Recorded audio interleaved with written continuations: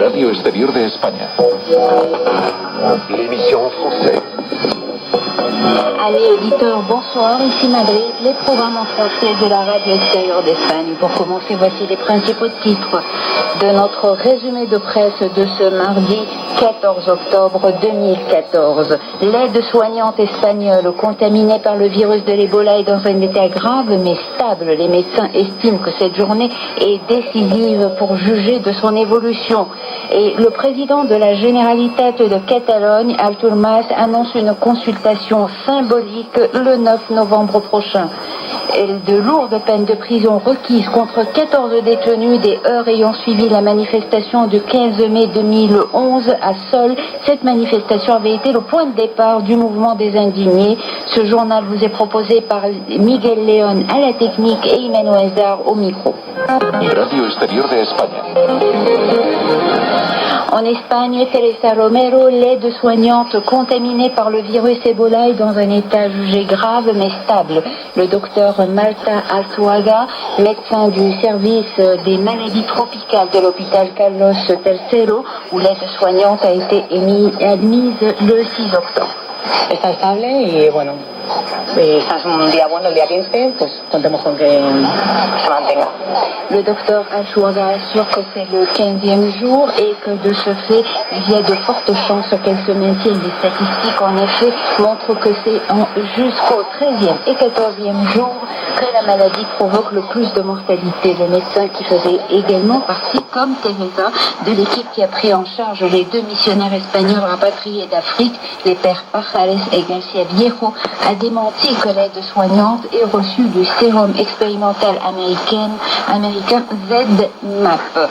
Hier, l'époux de Teresa, qui continue en observation, de même que 14 autres personnes ayant eu des contacts directs avec elle, a exigé la démission du responsable de la santé de la communauté de Madrid, Javier Rodríguez, qui avait estimé que la malade avait pu, je cite, mentir et qu'il n'était pas nécessaire d'avoir un master pour savoir comment retirer une combinaison de protection.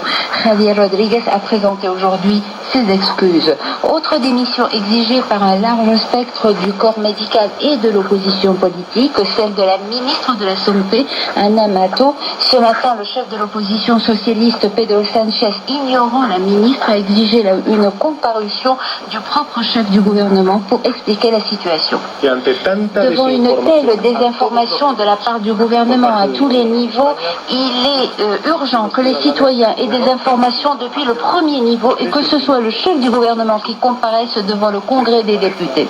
Y que sea el presidente del gobierno quien comparezca en el Congreso de los Diputados.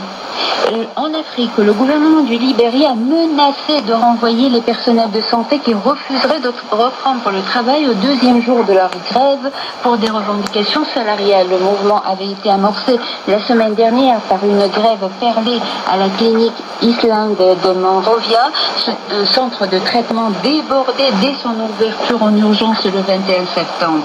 Aujourd'hui, le mot d'ordre de grève semblait suivi par la majorité des employés.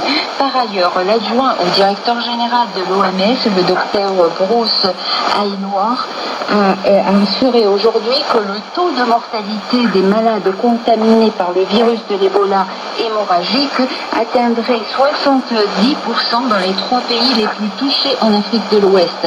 En Europe, en Allemagne, un employé soudanais de l'ONU de 56 ans contaminé par Ebola est décédé hier soir. Il était hospitalisé depuis jeudi dernier à la clinique Saint-Georges à l'hôpital de Leipzig en provenance du Libéria. Son corps va être incinéré. Nous revenons en Espagne où, après l'annonce hier de la suspension de la consultation sur l'avenir de la Catalogne, prévue et convoquée par décret de la Généralitat le 9 novembre, la comparution aujourd'hui du président de la Généralitat à Tormas était très attendue ce matin. Il a expliqué les raisons de l'impossibilité de maintenir la consultation indépendantiste. Il a expliqué que c'était du fait de la suspension provisoire décidée par le tribunal constitutionnel en réponse au recours introduit par le gouvernement espagnol et le fait que la sentence définitive ne pourra être émise qu'après le 9 novembre et que la récusation par la Catalogne de 2 membres du tribunal constitutionnel ne fait que retarder d'autant les décisions finales. Al-Toulmas a toutefois annoncé l'organisation d'une consultation symbolique le 9 novembre en attendant une consultation définitive à travers des élections anticipées plébiscitaires. Por tanto, la consulta Par definitiva. conséquent, la consultation définitive, il n'y aura pas d'autre façon de la faire au sein de l'État espagnol qu'à travers des élections que je convoquerai de manière parfaitement légale et ordinaire, en accord avec les lois en vigueur, et que les partis politiques catalans sont ceux qui devront transformer ces élections en référendum. Mas a insisté sur le fait que l'État espagnol était l'adversaire. Le scandale des cartes bancaires black, autrement dit opaques, des membres du conseil d'administration et des dirigeants de Feu Caja Madrid continue de faire couler beaucoup d'encre. Le Parti socialiste ouvrier espagnol a décidé l'expulsion de ses rangs de tous ses membres impliqués et son secrétaire général Pedro Sánchez a appelé le Parti populaire à prendre la même mesure. Izquierda Unida avait déjà exclu des militants ayant bénéficié et utilisé ce type de carte bancaire opaque et le syndicat Comisiones Obreras a suspendu un de ses membres. Les membres du conseil d'administration et les cadres de la caisse d'épargne madrilène ont dépensé en tout quelques 15 millions d'euros en biens et services de toute nature, en particulier des restaurants, voyages, hôtels de luxe, vêtements et retraits de lit en liquide. Au moins 3 migrants d'origine subsaharienne ont réussi ce matin à accéder à la ville autonome de Melilla après